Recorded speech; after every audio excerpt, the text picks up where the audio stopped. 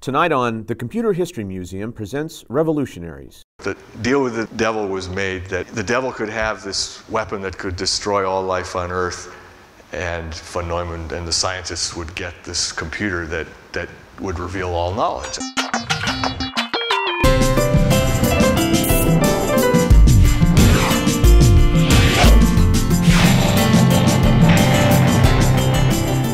John von Neumann and Alan Turing are two of computing's greatest revolutionaries. Author George Dyson explores Turing's brilliance in theoretical computing and von Neumann's genius building the modern model in this Revolutionaries conversation.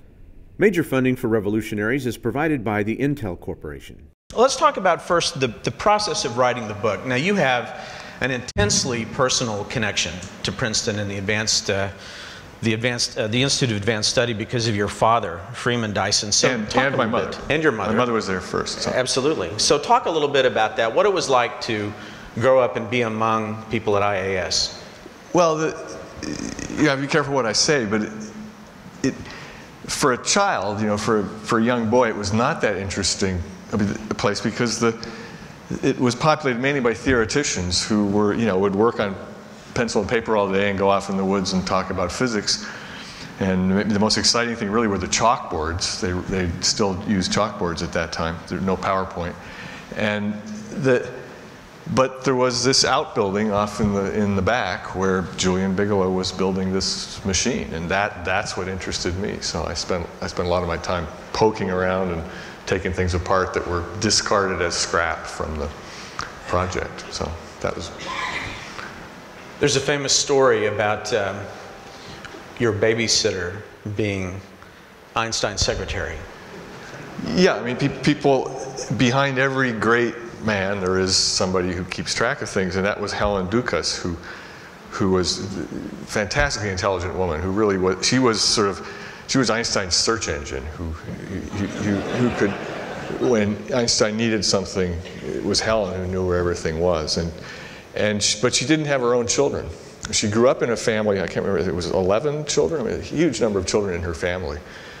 And she missed that, so she sort of adopted our family. I had 4 younger sisters. She really was their babysitter, and my job was to sort of make her life difficult while she was trying to babysit my sisters. But I owe her a tremendous lot because I was really being difficult one day, and she said, "Why don't you stop, settle down and read a book?" And I said, "There's no books. I've read all the books. There's no."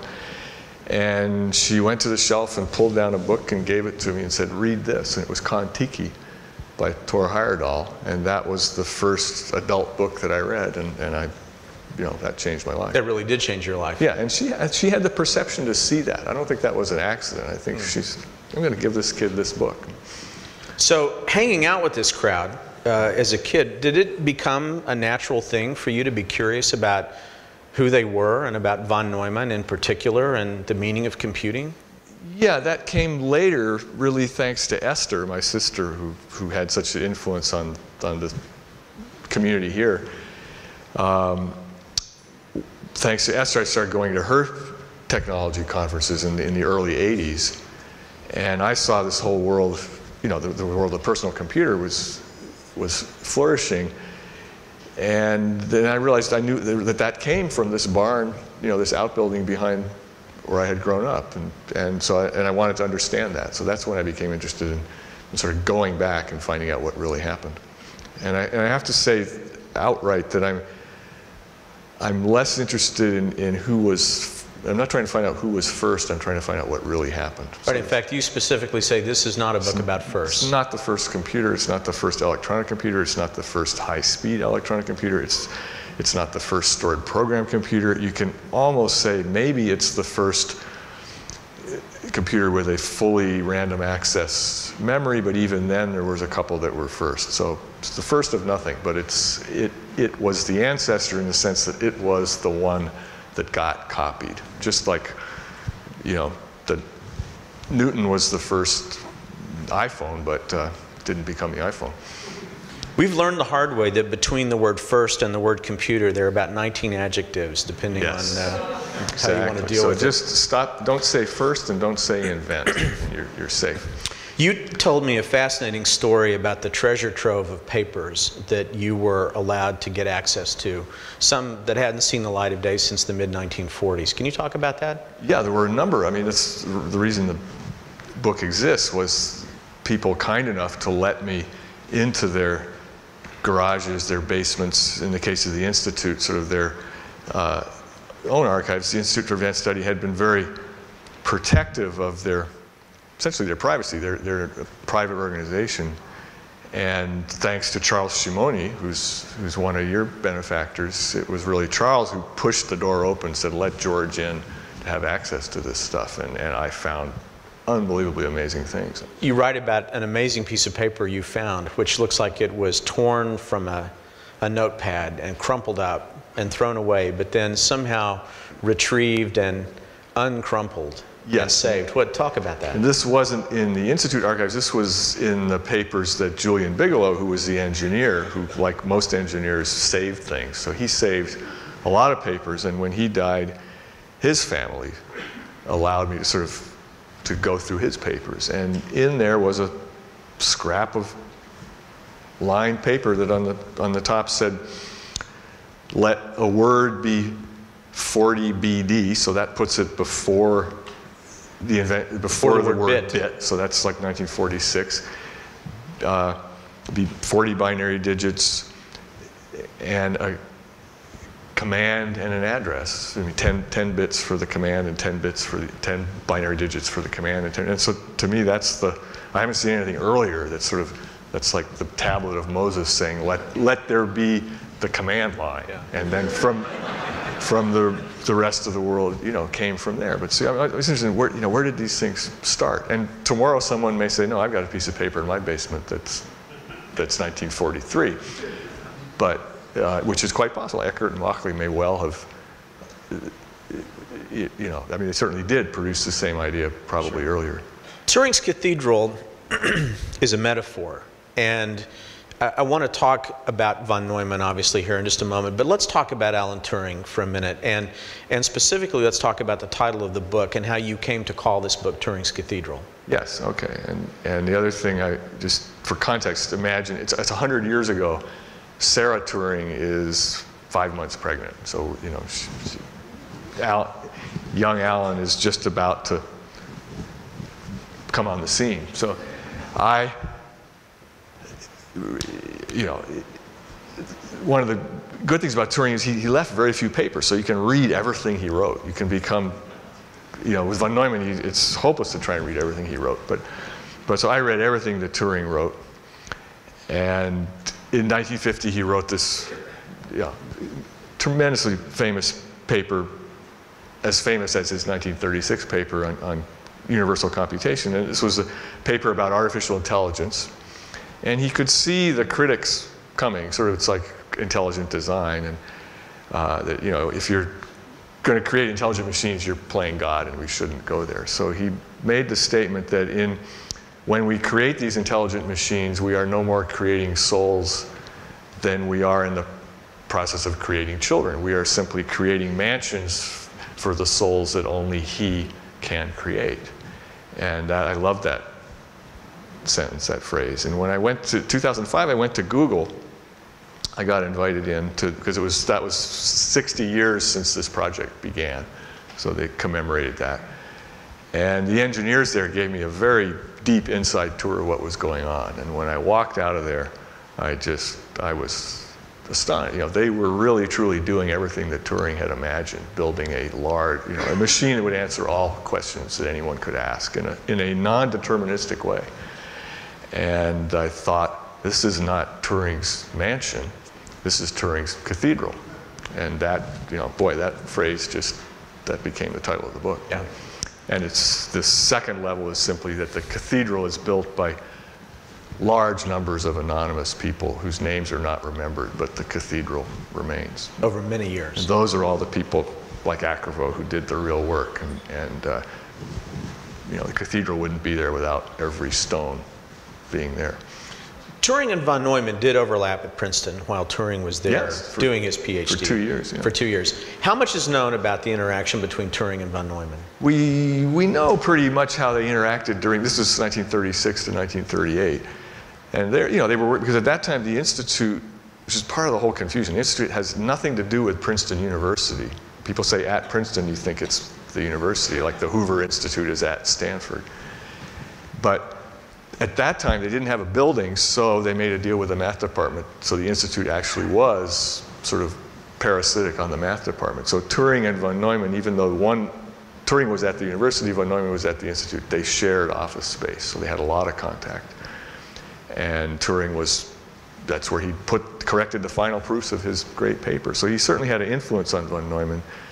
Then what we don't know, what's sort of dark, is what happened during the war, when von Neumann went off to England to work with the British, and Turing came to America to work with the Americans. And that part is still sort of a black hole. But like a lot of stuff from Bletchley Park, it just may take a long time and eventually come out. Do you have any suppositions about any of that? I think von Neumann was in England working on the nuclear work, because the British made a lot of contributions to Los Alamos. Sort of a lot of the ideas came from Britain, and I think von Neumann went over there to sort of jumpstart some of that. But I think von Neumann was so good at everything that I can't believe they didn't bring him into the cryptography question. And he came back. And one of the forgotten things von Neumann says explicitly is that he actually credits his ideas about programming to a visit he took to a computation laboratory in England. He says that in writing. And which lab, it was, he doesn't mention any of the Enigma work or anything like that, but of course he wouldn't mention that. There are a couple of exchanges in the book, maybe more, where you cite discussions that von Neumann is a part of with colleagues there at the IAS, where von Neumann explicitly says, yes, that's one of the things Turing is working on. It seems that he was aware of Turing's theories as he was working on this seminal paper, and it was already, the implication is it was already having some influence on his thinking about this whole area. Yes, yeah, it was, I mean, von Neumann was a mathematical logician, and he followed that stuff very closely. And I decided to do a little physical research rather than just speculation. So I went and found von Neumann's copy of Turing's paper.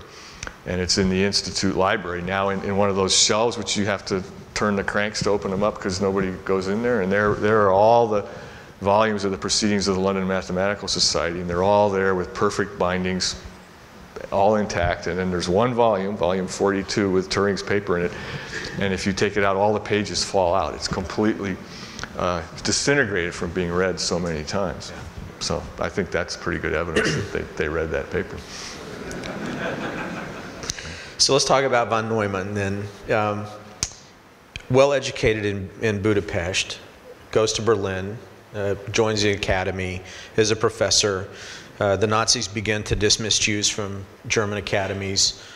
He resigns, leaves, and is appointed to the faculty at Princeton.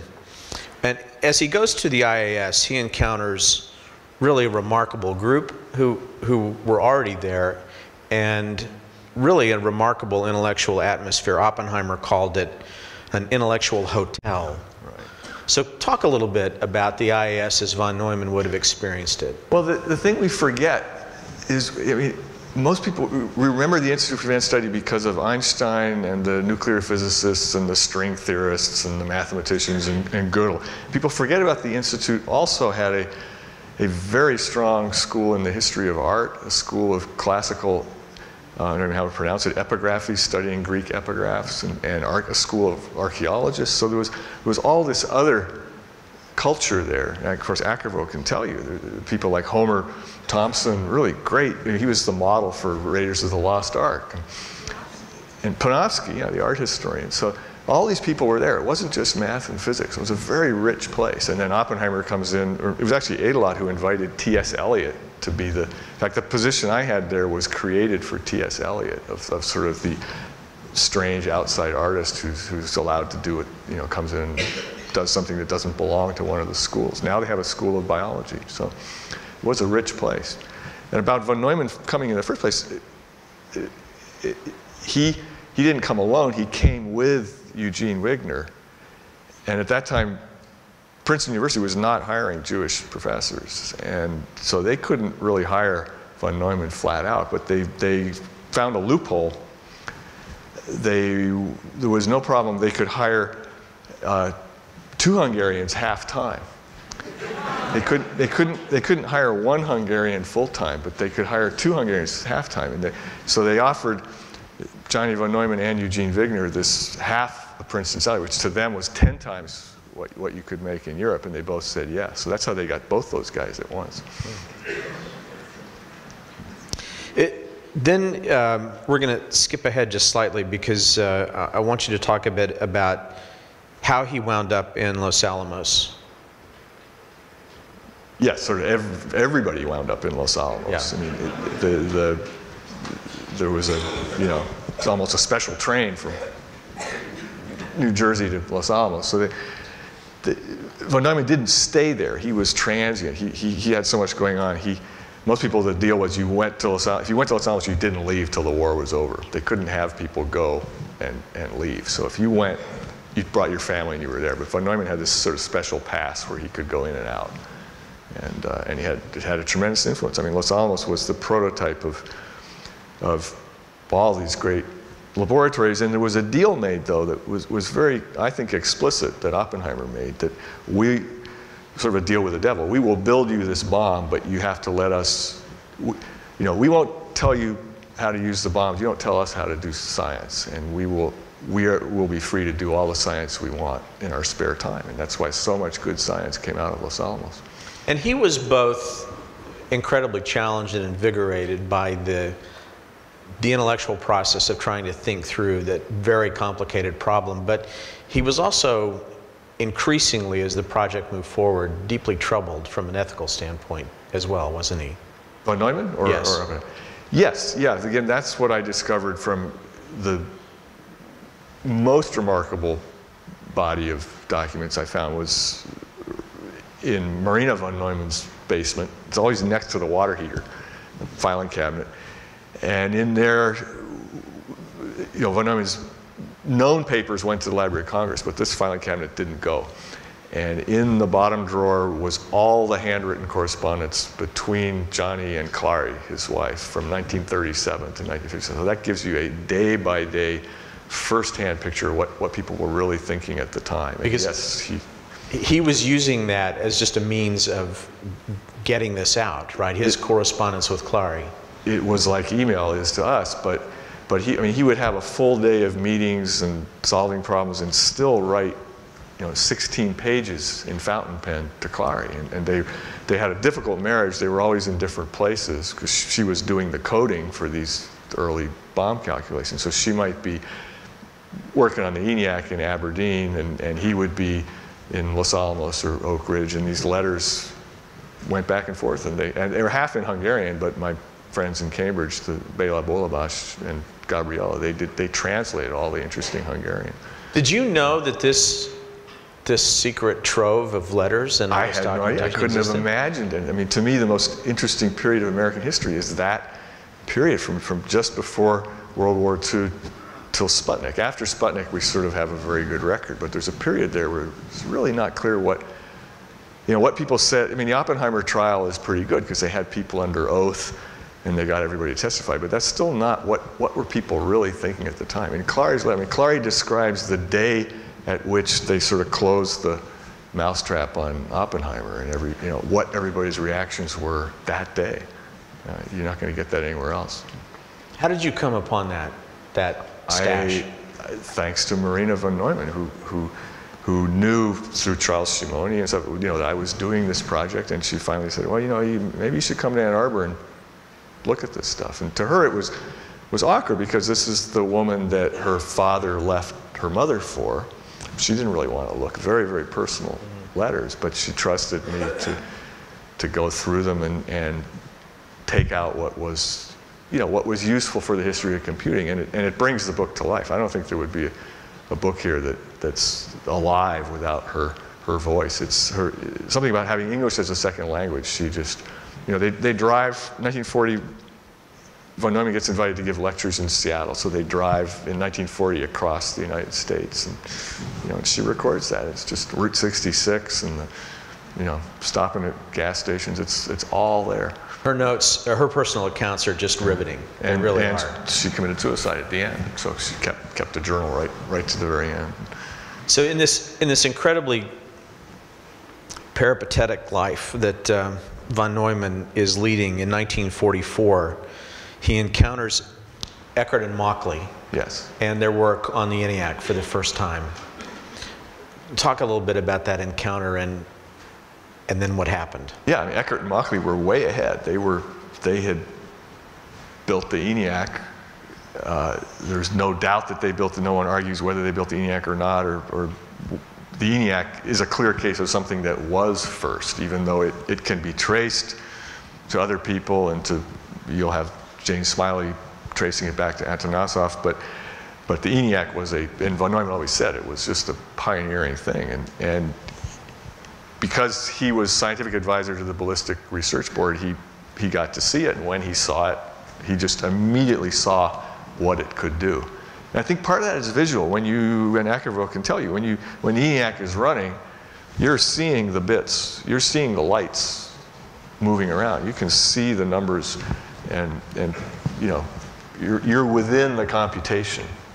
And he had that kind of mind, you know, visually thinking mind. So I think the moment he saw that, he could see all this other stuff coming. Well, and the way the ENIAC was physically built, you're literally standing inside it. And the thing we doing the computation. Forget is that the ENIAC was very advanced. It was actually a multiple core processor. It was like your 16 cores on a chip, you know, where you divide the computation up into a parallel path. The Hermann Goldstein, who was instrumental working with them, says that when he saw it for the first time, when he saw the ENIAC, it changed his life forever. Forever, certainly, yes. Are there von Neumann's own words that express what he was feeling? Because suddenly everything that had been theoretical for him now becomes physical and real. Yes, there are words, like for instance in his letters to Clary. You know, I mean, essentially he fell in love with the ENIAC. I mean, he saw that machine. He knew what it could do, and then it was this very wonderful thing where he taught Clary how to program it, and because he saw, well, there was a huge historical debate who saw what first, but somebody saw that because they were already designing the Institute machine and were writing code for it, but the machine wasn't ready. And then somebody said, well, we could rewire the ENIAC and run these stored programs on the ENIAC. And then Clary went down with Nick Metropolis, and they spent 6 weeks rewiring it and getting it to run. And that was really the origins of all our modern software. And that was just such a fruitful time. And so there was a mixture of, you know, their marriage and the coding and the bombs. It's an amazing period. And she had no training whatsoever for any of this. No, right? no, she did have training. That's the interesting thing, that during the war, when Johnny went off to England to do what we don't know, and Clary was left behind in Princeton, and everybody was trying to help with the war, she got a wartime job. You know, women could just apply and her wartime job was with the Center for Population Research at Princeton University, and her job was modeling populations of people. What would happen if you created a new state in the Middle East or something? You know, so they modeled these growths of populations, and that's what you needed to solve these early bomb problems. It was the early Monte Carlo was all studying the population of neutrons, and fission is like having 2 children, and escape is like emigrating, and so she taught herself the mathematics of population statistics, and that ended up being what they needed at Los Alamos. It was a strange accident. There's a point of controversy in history about von Neumann's relationship to the intellectual work that Eckert and Mauchly were doing, and the paper that they produced, which was the design paper, and whether von Neumann wanted to circulate that, was more of an open source guy, to use a modern phrase, didn't believe that this secret because he understood the power it could unleash, should truly be secret, or whether he played by the rules, so to speak. What do you think about that? Well, he certainly broke the rules. Von Neumann broke the rules, and this is very controversial. There is no doubt that, you know, von Neumann did not write that whole paper. I mean, or they certainly weren't all his ideas. He put them together. There's some debate what parts of that paper Goldstein wrote and what parts von Neumann wrote. There's no question that a lot of the ideas came from Eckert and Mauchly, and they should have been co-authors in the modern standard. But the paper was released under John von Neumann's name, and he,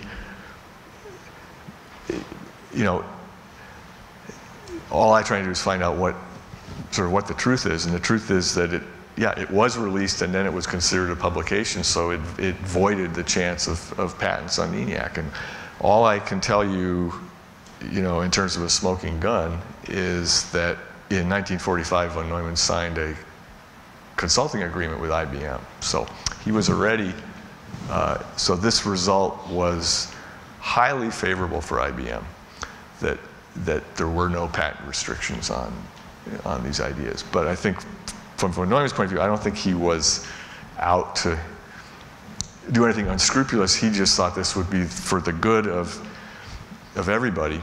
And I think you have to remember this, that they're all coming out of World War II, where all these groups who later we have all these controversies, during the war, they were all collaborating. RCA and Eckert Mauchly and the Bletchley Park people, and they were all cooperating together.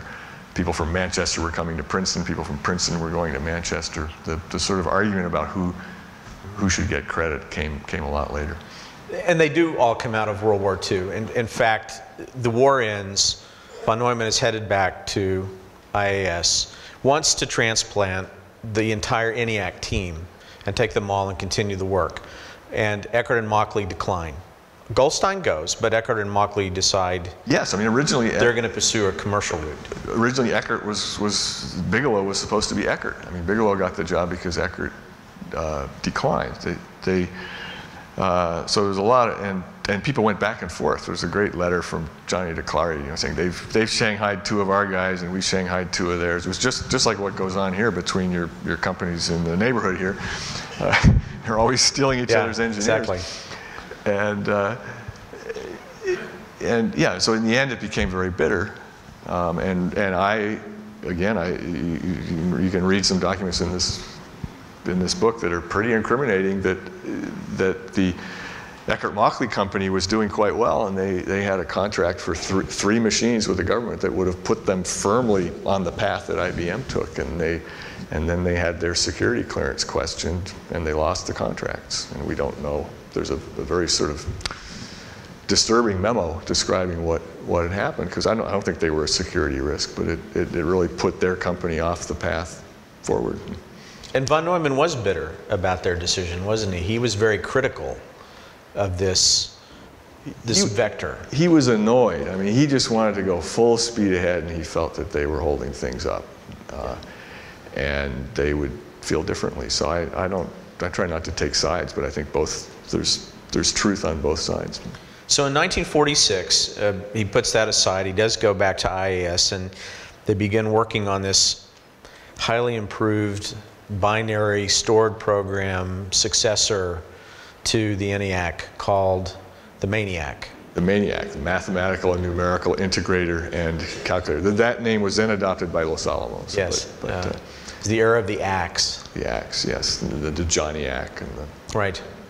And he says some very interesting things. First of all, he's very practical. He says, we're not going to originate anything. Right. We're simply going to work with the state of the art as it existed at that moment. Yeah, these war surplus parts. And that meant vacuum tubes and CRT memory as it existed at the time, and 15 tons of air conditioning. Yes, and magnetic wire input-output. And then they did, I mean, they innovated a lot of things. One was, if you remember, at that time you could not modify IBM equipment. It was like the old telephones. You couldn't change it. But they did modify IBM. They got some punch card machines, which at that time still read 12 bits on the 12-bit side, and they converted the machine so it would read on the 80-bit side. And that, you know, that's the whole world we have. That's why we have 80 character lines. Francis Spufford, the British author, had a great review of the book in The Guardian of London today. We were talking about it earlier, and he says, "No other book brings to life anything so vividly or appreciatively like the immense engineering difficulty of creating electronic logic for the first time." Talk about the design, the team, the plan, von Neumann's drive to do this. He was just tireless in bringing all these theories to life. Yeah, and he was trying to do the almost impossible. I mean, anybody looking at this, what they did was really crazy. I mean, they're making this 40-bit parallel machine where one bit of every word is in a different tube, and these tubes are oscilloscope tubes that if you walk past, you know, wearing a wool sweater, you might throw 3 of the bits off, and then nothing worked. Yet they got it to work in New Jersey, which is like the least hospitable environment for delicate electronic equipment. You tell the story about every time a car went by, it would wipe out the memory, and they'd have to start over. And thunderstorms, and I mean, they were so persistent, and so the fact that they got this thing working as well as they did is quite amazing. And you used the phrase "a deal with the devil" a minute ago, talking about Los Alamos and the atomic bomb. There was another deal with the devil made in the development of the computer that von Neumann wanted to build, wasn't there? Yeah, I feel, and I think this is still this is sort of a fable for the future, but that the deal was made that, you know, I mean, this is metaphor, but the deal with the devil was made that the devil could have this weapon that could destroy all life on Earth, and von Neumann and the scientists would get this computer that would reveal all knowledge. I mean, it was this incredible trade for you, sort of like, give me, you know, everlasting life, and I'll give you my firstborn child, sort of thing. And we think that, you know, kind of we won the deal, because at that time, it's incomprehensible to us today how real the threat of worldwide global thermonuclear war was at that time. In the 1950s, it was really close. You know, it was a 20-minute launch window to destroying the world, and we survived that. We don't really worry about those bombs like we used to. So it seems like we got the better end of the deal. But I think what you have to remember is that computers could be equally threatening. That maybe the devil is out there saying, "I didn't really want the bombs. I want the computers." And that's what I think we need to be watchful for, that we do not let this global computing network that is so beautiful, it is a cathedral, but make sure that it does not become the tool of, you know, some totalitarian maniac. It's incredibly compelling that von Neumann could see both moving in parallel. Yes. Having worked in Los Alamos, he could see what the net result of the hydrogen bomb was likely to be, and at the same time had this premonition of what computing, taken to its completely far extent, could also turn out to be. How did Monte Carlo, which is an incredibly sophisticated way of going about writing software, how did that happen so early in the evolution of computing when the machines were so primitive and memory was so small? Well, they needed it, is why it happened, because they needed to follow these populations of neutrons, and they didn't have the horsepower to do it in an analytical way, so they had to do it in a statistical way. And the beauty of Monte Carlo is that it's sort of, it's not an approximation. It really actually is closer to the way the world of physics really works. Physics is, at its essence, it's a statistical process, not deterministic. So, can you explain a little bit about that? Because there are a lot of people here who will know about Monte Carlo, but there may be other people watching or listening who don't. Yeah, it's not that easy to explain, but instead of trying to get an exact answer, you sort of develop a game of chance that approximates the problem, and then run that game of chance. And the more you play, the better your answer gets. Sort of like if you were gambling in a casino, if you gambled a really long time, you would get a very accurate estimate of what the take of the other side is. You know, are they taking 3% or 2%?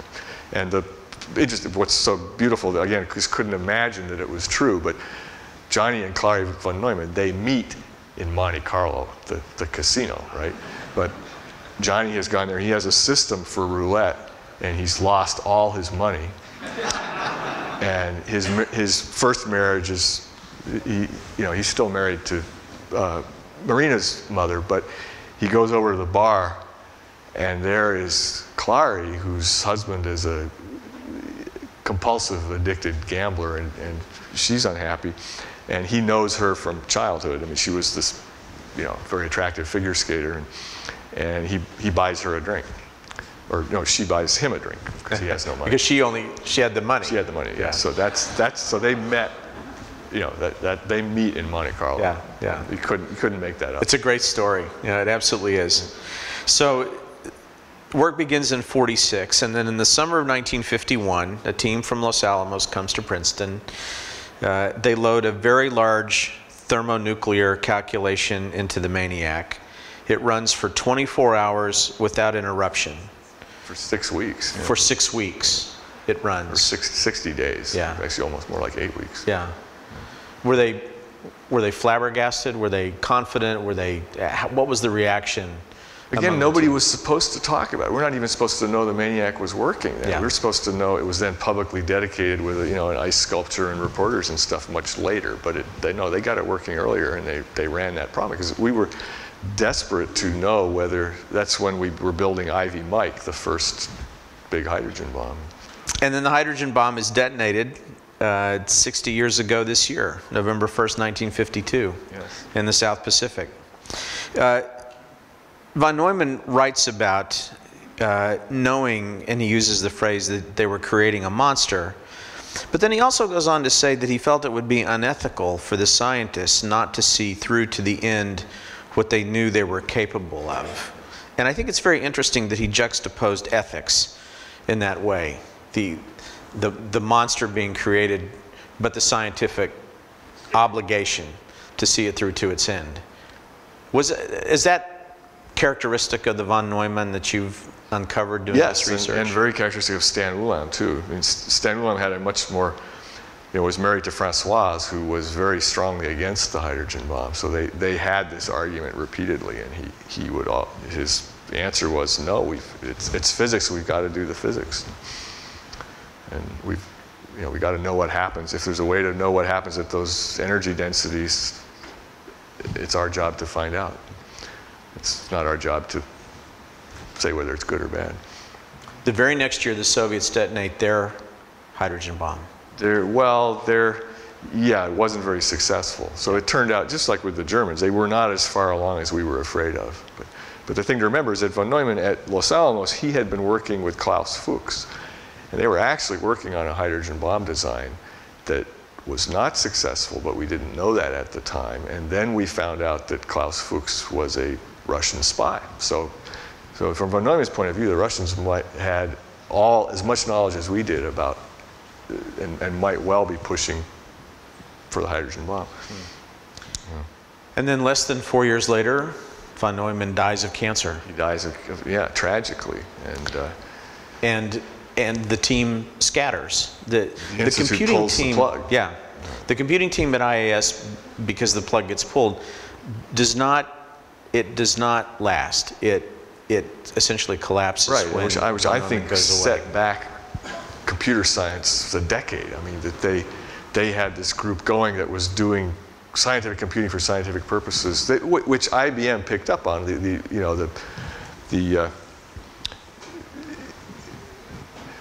research center at Yorktown Heights and stuff started doing that, but there was a gap in between that was lost. But it's understandable too why the institute didn't want to become a computing center. So it was von Neumann who kept it going, and when he was gone, it was over. And you talk a lot in the book about this. Again, it's the juxtaposition of Turing and von Neumann. You say that many decades later, we still face the same questions. Turing's question was what it would take for machines to begin to think. Von Neumann's question was what it would take for machines to begin to reproduce. Right. Now, the notion of a replicating computer is in your book. You talk about that both logically and practically. What do you think the implications are? Well, it's what happened. I mean, that's why we ended up with Silicon Valley, because these machines became effectively self-replicating. Nobody's there making, in a workshop with screwdrivers making computers. They're replicating themselves. And I think that's why this von Neumann machine is so important, even though there were other machines everywhere else, because it's the one that became the pattern. It's Bigelow's machine that the chip factories that used to be right here, make millions of every day. So is organism the word? Is that the word to apply to it? I'm more interested in codes as organisms, and that's what the other. If you have to pick the great characters in this book, it's von Neumann, it's Clary, it's Stan Ulam, and it's Nils Baricelli and Julian Bigelow. And Baricelli came in with the idea that codes themselves could be viewed as organisms because they self-reproduce, they replicate, they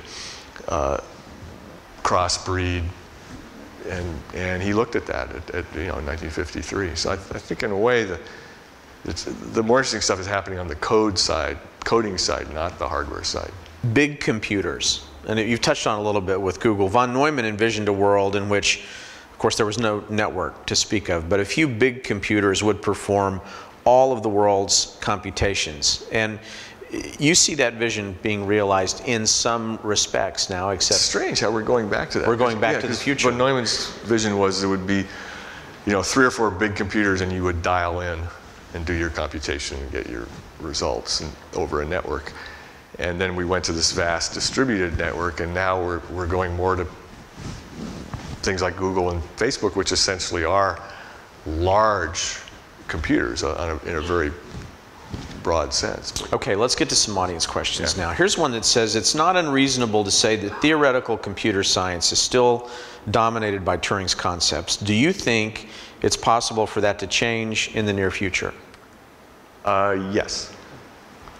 And I think the way it will change is not from the bottom up. I mean, I don't think we're ever going to escape this, the Turing machine running on the von Neumann two-dimensional matrix. The way to look at it is that Turing had the one-dimensional model and von Neumann did a two-dimensional implementation, and I think we're stuck with that. It just works so well and it's so cheap. But at a higher level, on top of that, I think we're now free to build all sorts of different models of computation. So I think the answer is yes, it is going to change. There are a couple of questions here that were sent from Bletchley Park earlier today because we'd asked them to send some questions in.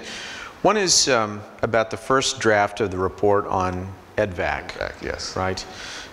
Which was said to contain some of Turing's own ideas, but put forward by someone else. So if that was so, can you talk about which of those ideas were in that report, especially given that Turing's description of ACE, which you can also talk about, was not published until almost a year later? Well, then that gets very complicated because Turing, the EDVAC report was given to Turing. Turing's ACE report was definitely based on the EDVAC report, but I do agree that the ideas in the EDVAC report are based on Turing's ideas, and I think that may be where von Neumann comes in, that he inserted because he knew Turing's work better than I don't think. I mean, again, it's my opinion, but I don't think Eckert and Mauchly were as up to speed on Turing as von Neumann was, but they, I would just like to leave it that they all had great ideas and they were cooperating at the time, and we don't realize how much cross-fertilization there was during the war. Just all those laboratories were working together. Is that part of that zone of history we just will never know anything about? I think we'll know if we just go into it open-minded. I mean, radar is a good example. Radar was such a collaboration between the Americans and the British. I mean, neither side would have done it on their own, but together they got it done. Was there another intellectual passion of von Neumann besides just this insatiably curious mind that he had? If you were to describe an intellectual passion of von Neumann, what would it be? He was passionate about history, particularly the history of the Byzantine Empire for some reason. He could recite, so he had tremendously wide range of interests. He loved Mexican food, alcohol, and women, as Ackerville will testify. So I mean, he was almost interested in everything. It was hard to find something he wasn't interested in. And he was fascinated by landmarks that had strange names. He would go way out of his way to like go to the, he insisted on going to these places like the Devil's Post Pile, or the, you know, we have this tradition in America of having these, you know, you've got to drive 40 miles to go see the, and he always went. Huh. And he was superstitious. We think of it as tremendously logical, but he would never turn a light switch off without turning it on and off 7 times. Really? So. How did that come to light? I don't know. I mean, that's I'm taking Clary's word for that, but I think it's probably true. Yeah. Well, she wrote that if he got a question in his mind, he'd go crazy. He'd sulk and pout and be very temperamental until he'd worked it out. Yeah. Yeah, there are cases of people giving him sort of unsolvable problems to watch him. You know.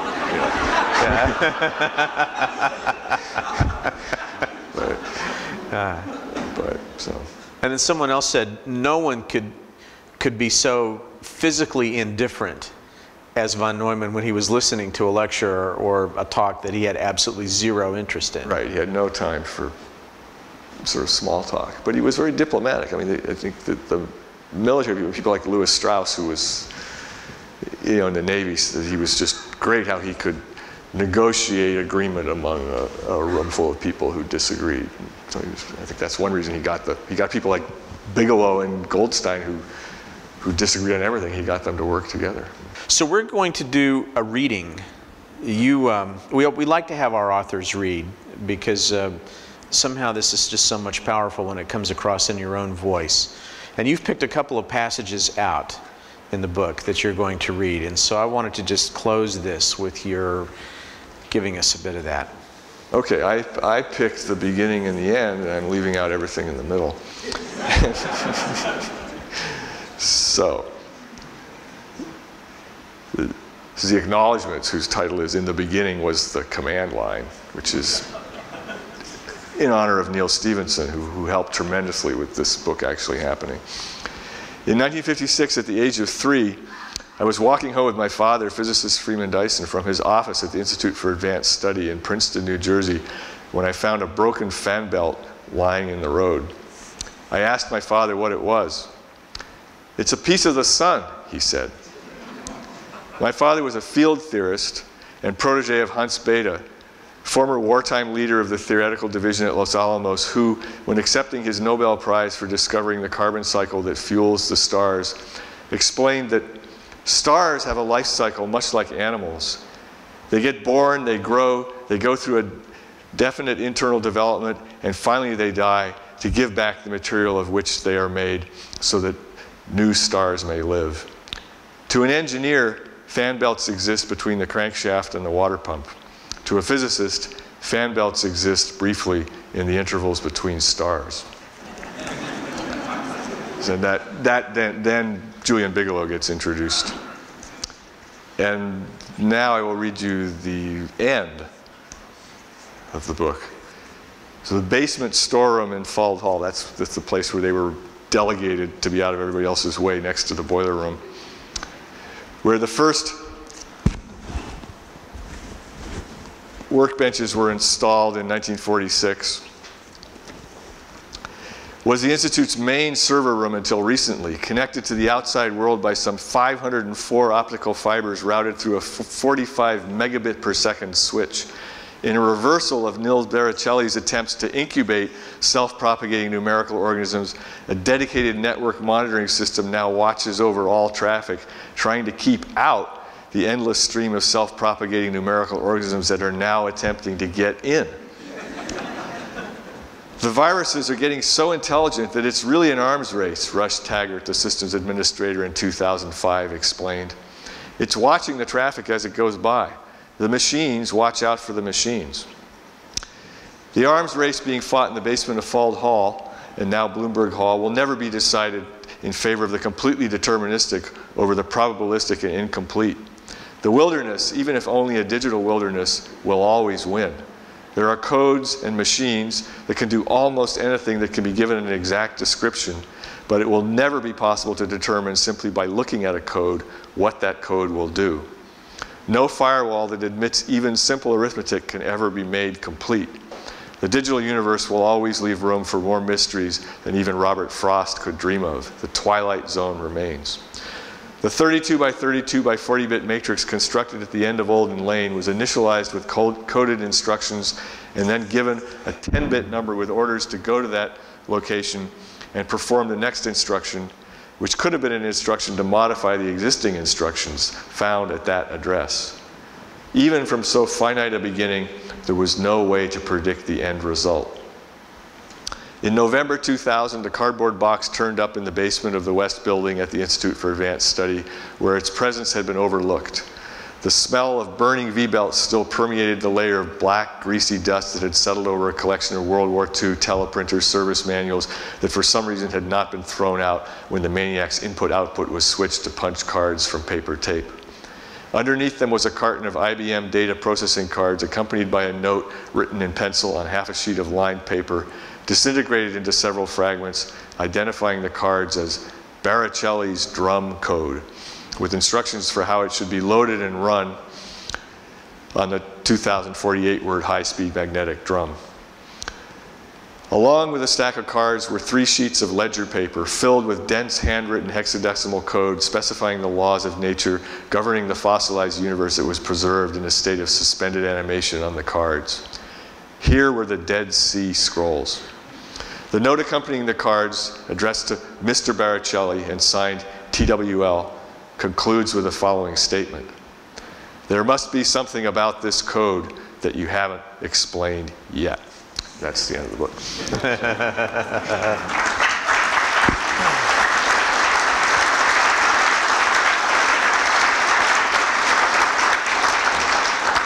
We have a shortage of many things in this country, George. Yeah. Engineers are among them, software, hardware, you name it. But I'm now convinced that maybe one of our other great shortages is a set of diligent and motivated historians who are going to go out, find these boxes of incredibly rare papers and these notes, who really will help us understand the full scope of what's happened in history and what the implications are for the future. Well, let me just say thank you to George Dyson for joining us tonight. Alan Turing and John von Neumann, two towering figures not just in computing, but in modern history. These are the stories we tell at the Computer History Museum. Join us next time for another episode of Revolutionaries.